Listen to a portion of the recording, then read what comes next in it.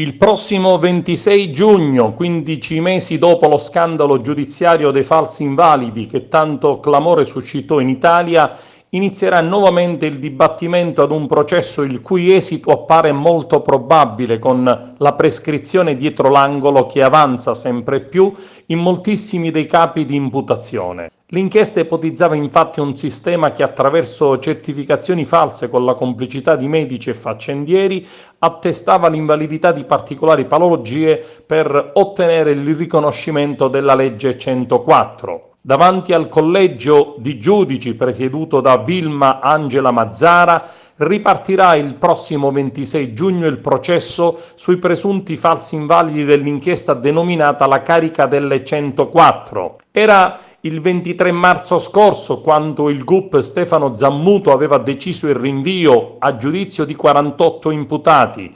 Da quel momento era stato impossibile far ripartire il processo per una serie di cavilli burocratici, in quanto il presidente della prima sezione penale, Alfonso Malato, risultava incompatibile, essendosi già occupato del caso in qualità di GIP. Numerose le difficoltà riscontrate per individuare i 3 giudici per il dibattimento, fra incompatibilità e assenze di lungo corso, e tutto questo aveva bloccato l'attività processuale per oltre un anno. Finalmente da alcuni giorni è stato formalizzato il passaggio ad altra sezione, con inizio fissato a fine giugno. La prescrizione dei reati contestati è dietro l'angolo, come detto, considerando che molti capi di imputazione sono datati nel tempo e per alcuni di questi sono trascorsi 10 anni. L'istruttoria, considerata la mole di imputati e reati ipotizzati, è destinata a durare anni, in un processo che si preannuncia lunghissimo per l'elevato numero di soggetti coinvolti